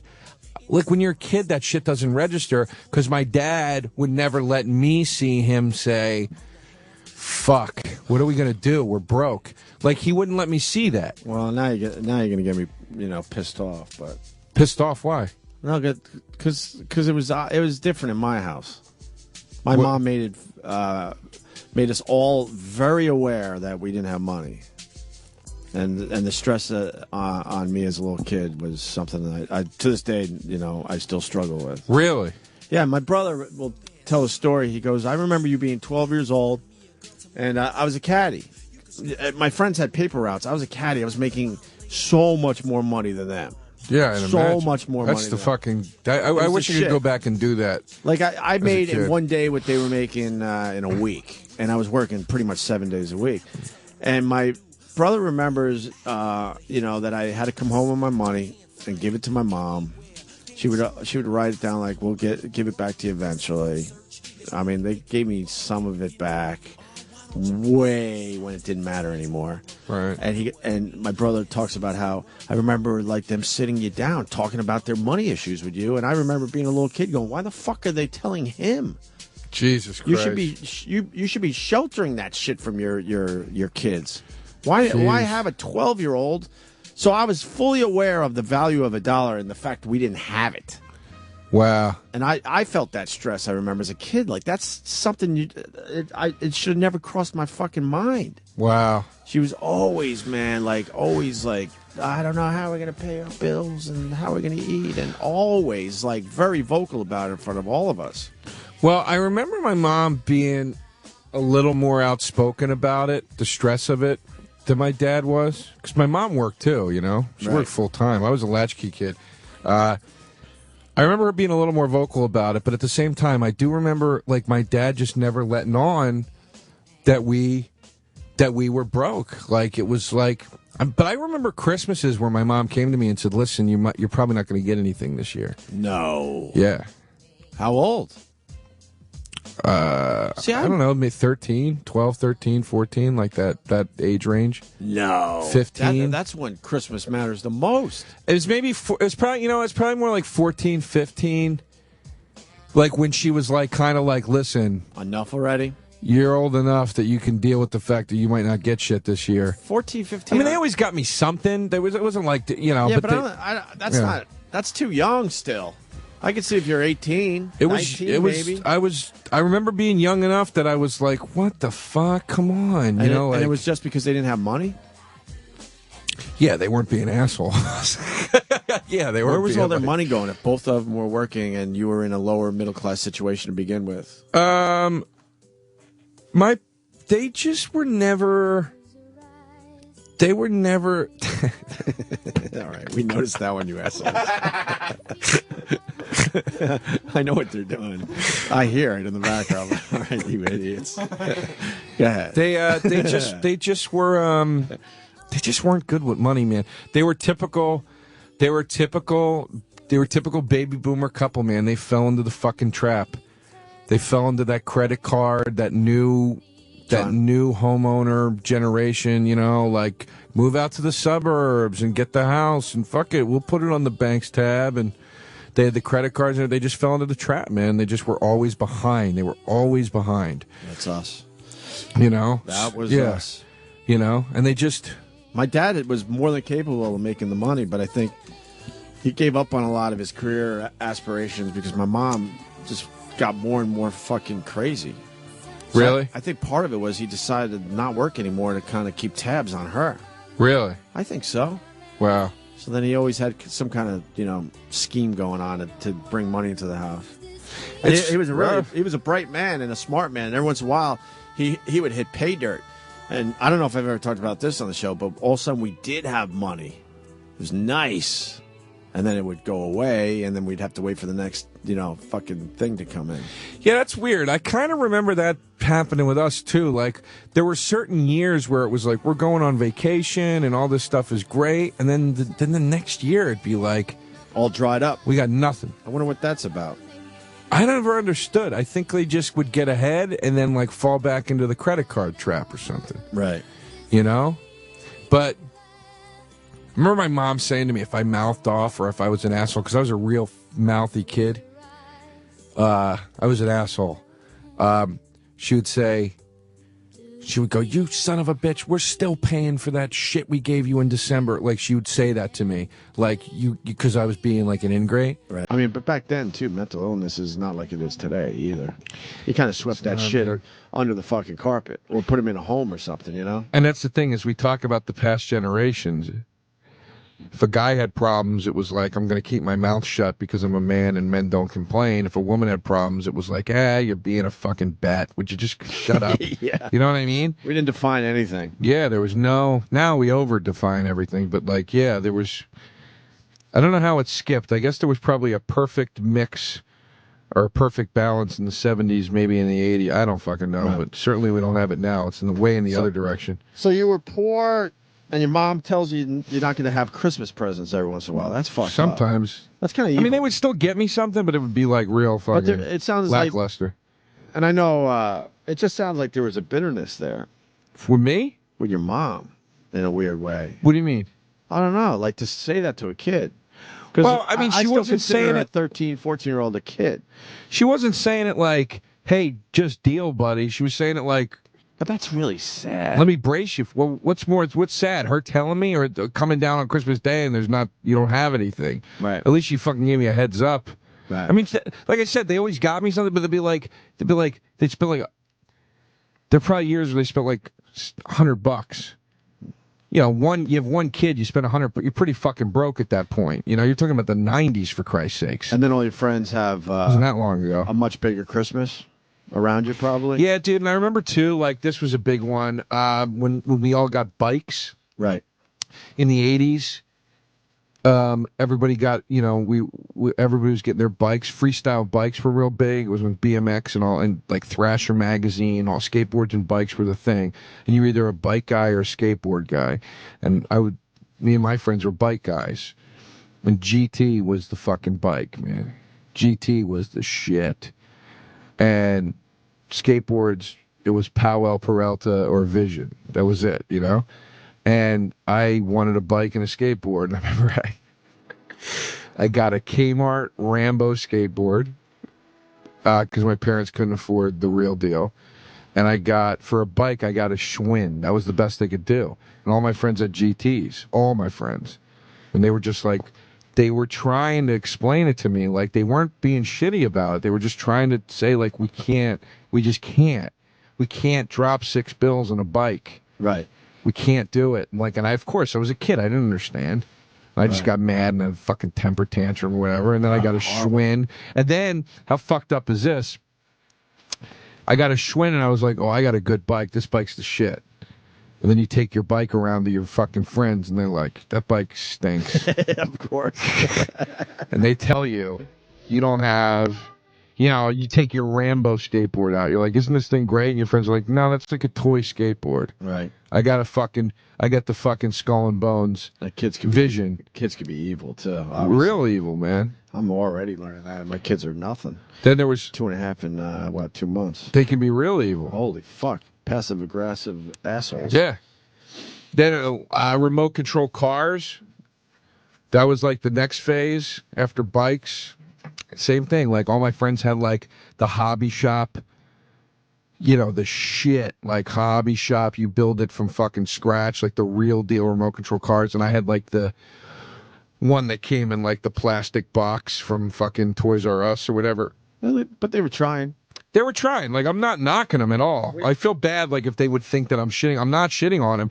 It's just like, that's what's, that's your growing reality. up, and you just kind of realize, oh, shit, we don't have, like, the thing the You other don't have as kid much has. as others, you know? You know? We grew up with all no-frill shit. We grew up where my mom would get us, like, one pair of sneakers for the whole year. And as a kid growing up, that's, if you think about it, it's crazy. Yeah. The holes. I mean, I remember when it was time to get a new pair of sneakers. Holy fuck, we got the use out of the old ones. Yeah. We got one haircut a year, which I think some of that stuff, like, it's kind of, there's more to that. I think. My mom was so obsessed with the fact we didn't have money, but I don't know what the reality of that really was in the end. I have no idea because our house was pretty big out there on Long Island, you know. Yeah, we had a big house too, and we would get one fucking haircut. You know what I'm saying? So you think that's all right? I don't think it's all right. I just think it's the way people That's function mortifying back for a then. teenager. It's like in fucking The Godfather when they mail the guy the fish. Right. And they're like, "This is the message. We drowned him. Right. This is we send messages like that. Like that's But that was like just- old school shit. But that was more just normal growing up shit. There was nothing evil there. It didn't deserve the response he got.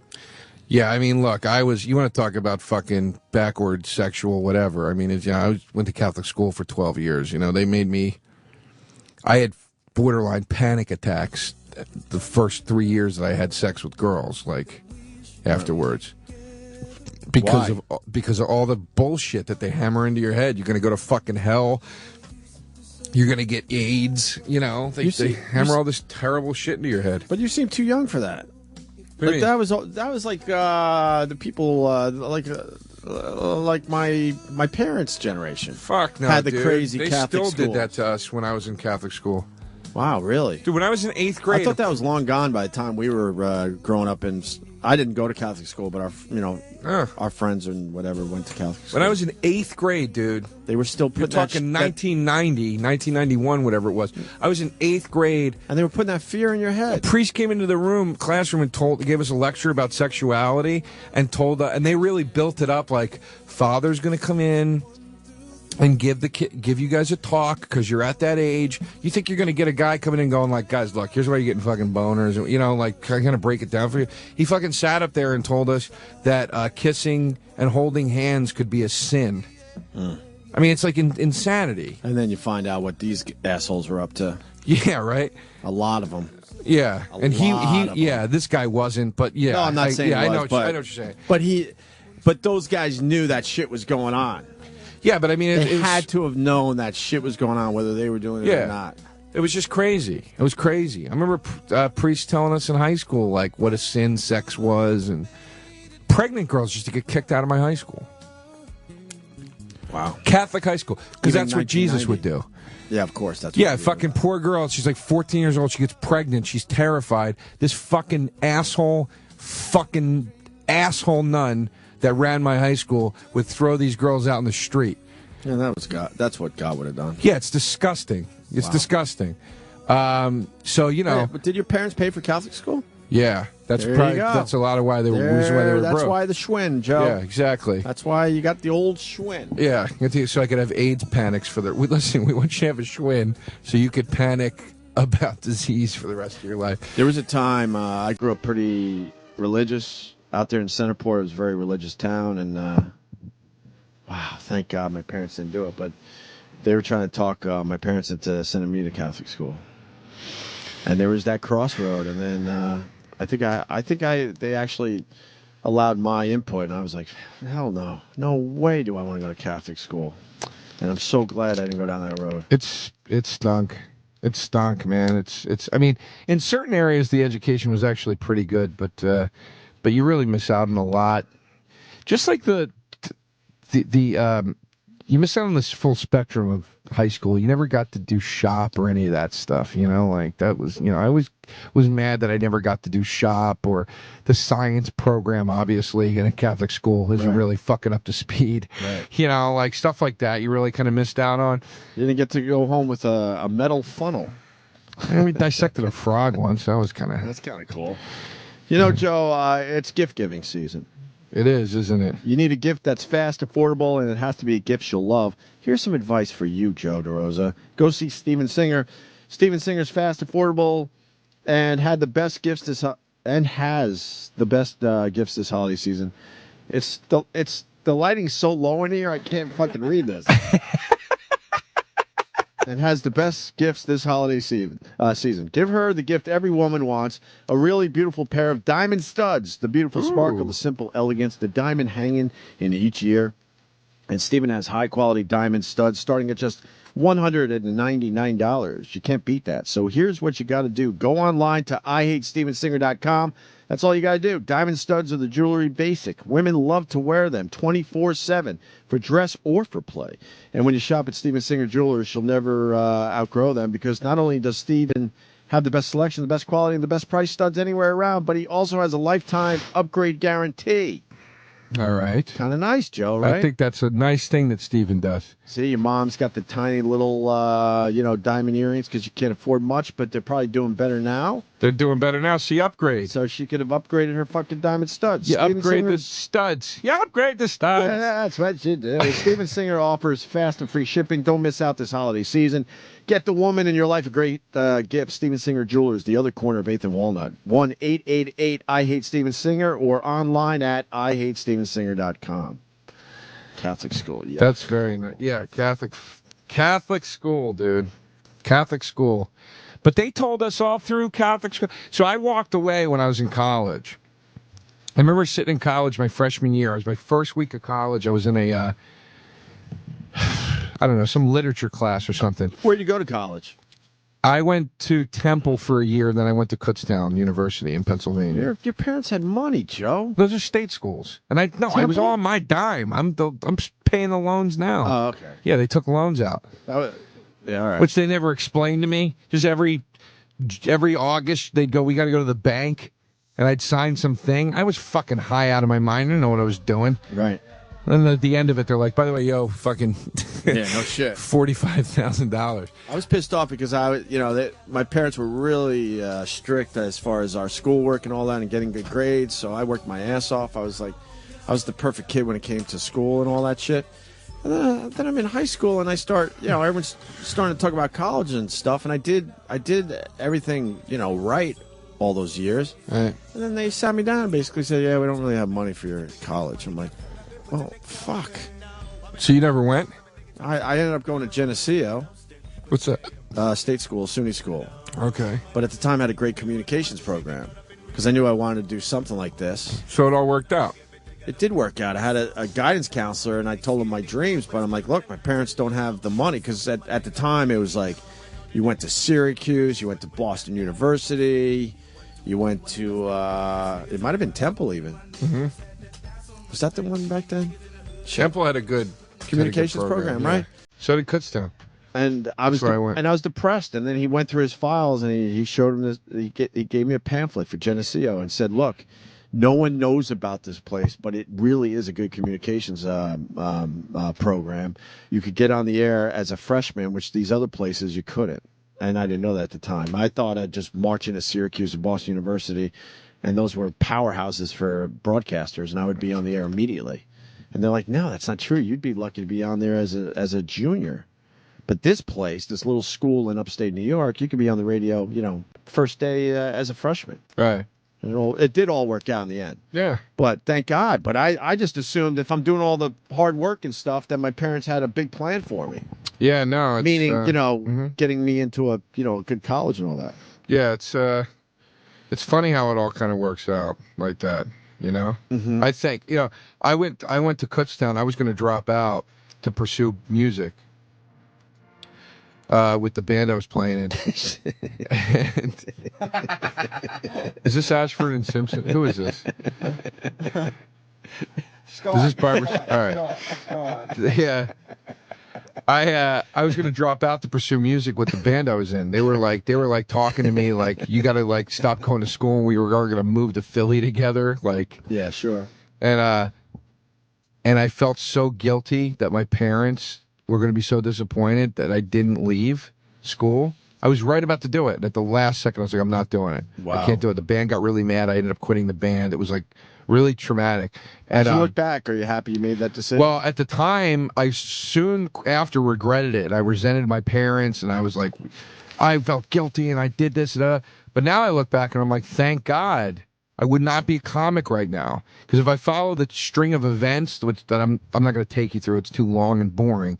But that lit a fuse. Me staying in school lit a fuse to a chain of events that led me directly to doing stand up. Wow. And I don't mean that just like, well, who knows? What if you did this? Maybe then that would. I mean like I can trace the steps of why exactly music led me to stand up in the way that it did, and it wouldn't have done that had I left school for it. Damn, that's gonna be part 2. You know, so yeah. This is like This is great. This is like one of those books where the first 100 pages are all the fucking history, and then we finally get into the reason why you bought the book. You want to know about the actual. You and I can do a 4-part series of conversation. Well, we certainly got a second part. I was hoping to talk about your stand-up career and how you got into comedy and all that, but we'll do it. We'll do it next time. Oh yeah, I'd love to do that. There was some good background there. I'd love to do that because I'm always fascinated why you guys, ended up in comedy, and it's always because you were brought up fucked up or different than the average fucking norm, whatever that is. I don't even know what that is anymore, but it all leads to. It's just so funny to me how the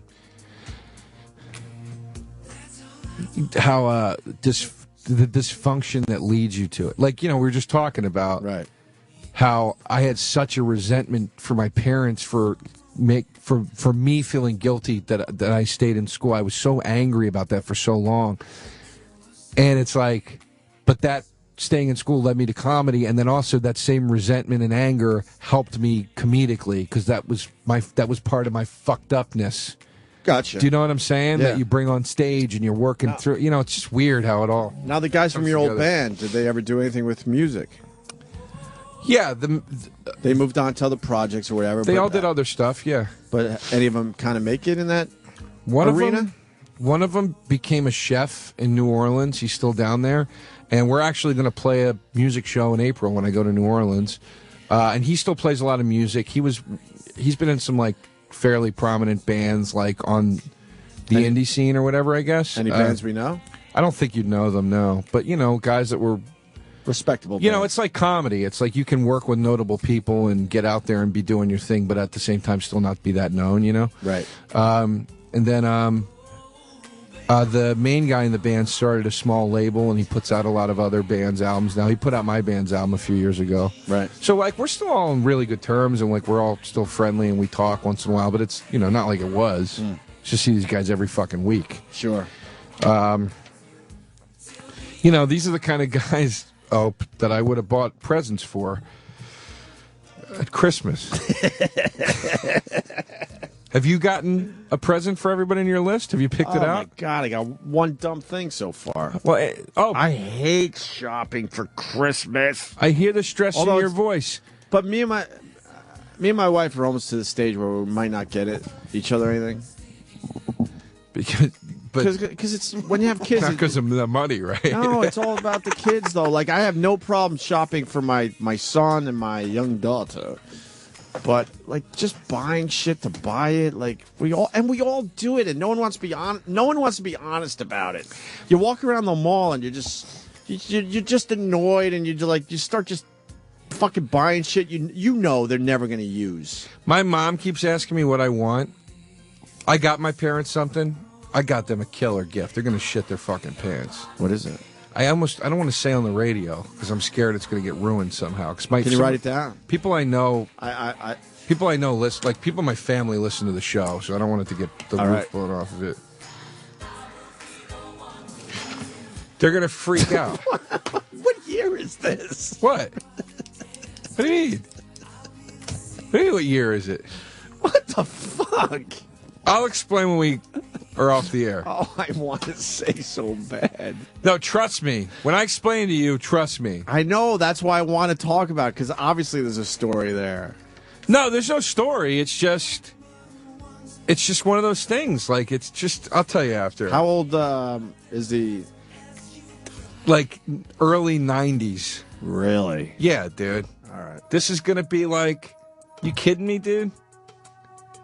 But my mom keeps asking me what I want, and I'm like, I just buy anything I want for myself already. You know, like I never shop for myself, but then when I'm in the malls Christmas shopping, then I'm like, oh shit, I need this, this, and this, and I start buying all of it, and it drives everyone nuts. Yeah, I think I'm just going to ask. I don't for do a it on gift purpose. certificate. I don't fucking know.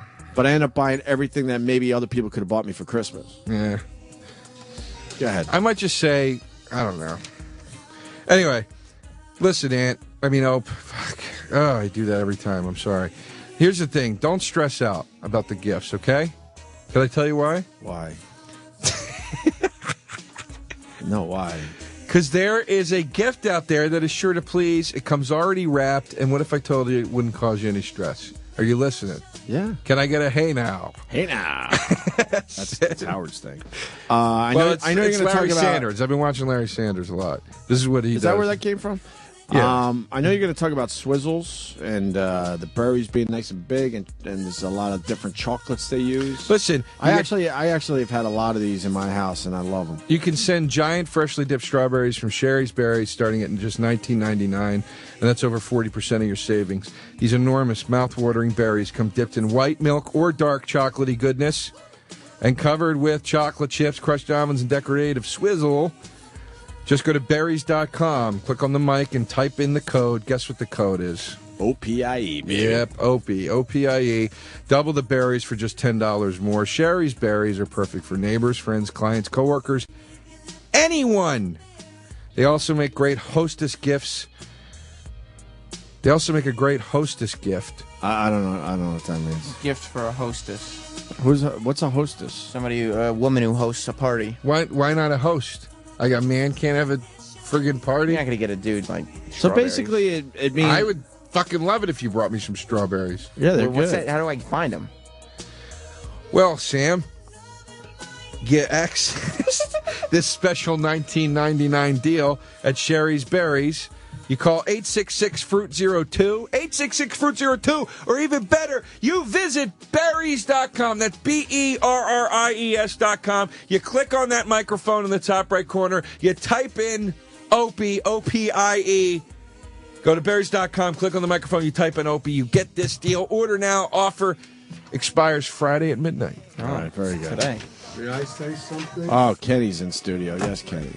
I would like to say something.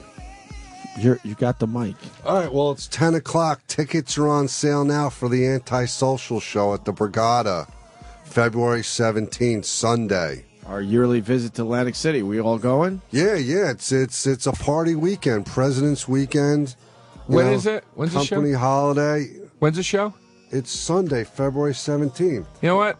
I might come down just to hang out with you guys down there. That'd be good. Okay, that sounds nice, like it'd Joe. be a nice party time for everybody. Last year, I hung out with Rich and Bonnie.